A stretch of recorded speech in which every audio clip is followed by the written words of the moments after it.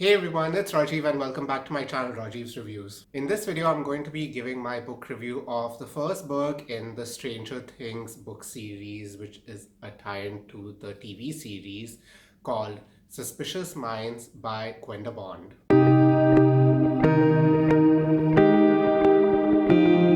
Now, I'm a big fan of Stranger Things and I recently watched the entire 3 seasons of the series on Netflix. Seeing how crazy popular the show has become, they decided to release this book series which ties into the TV series.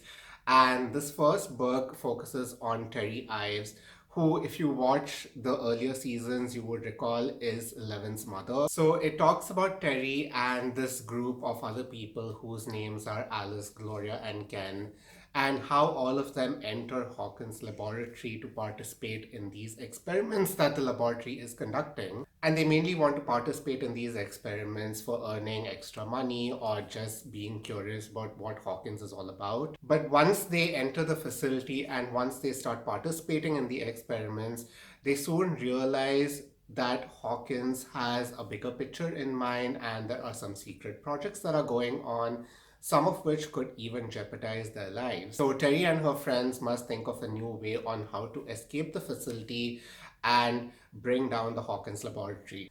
Okay, now to my own review about the book. Firstly, I thought this book was very mediocre and it was not at all what I was expecting. I have read a few other reviews out there and I agree with most of them where I say that the main problem or the main issue with this book is that the author did not know who the target audience of the book was. When you start reading this book, you realize that it is mainly a young adult book because the narrative is focused for the young adult audience because it's very simplistic.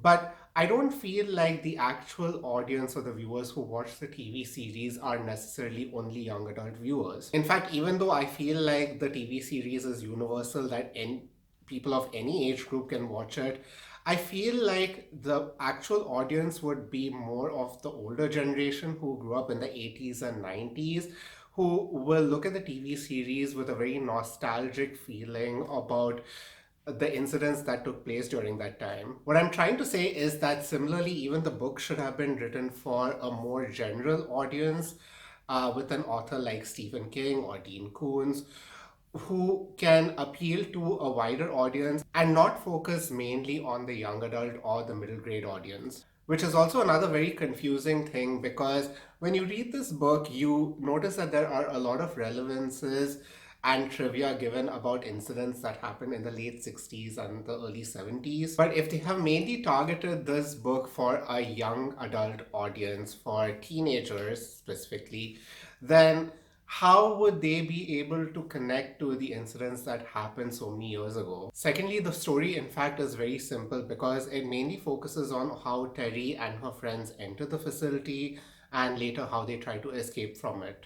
The book has a few twists and turns here and there, but again, it's not something new that we wouldn't have already figured out from watching the TV show. Mainly, I feel like a lot of people had very high expectations from this book because they thought that it would be as complex and interesting as the TV series. But in fact, it just feels very dumbed down and very simplistic with a very simple plot. And thirdly, and this is just my opinion, but I felt like the characters took a lot of LSD and other drugs in the story, and nothing happened to them at all as any side effect. I mean, this just sounded very unbelievable because they take a lot of drugs in this story and they are perfectly all right and healthy and doing much better than they actually were before. They also randomly added an LGBT element to make one of the characters gay, and even Ken as a character is very boring and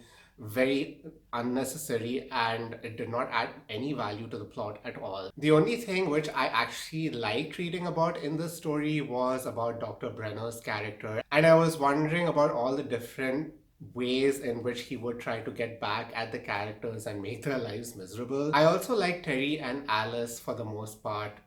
In fact, I actually liked Alice more than I liked Terry because Terry used to come up with these most absurd, impulsive plans on how to escape from the facility.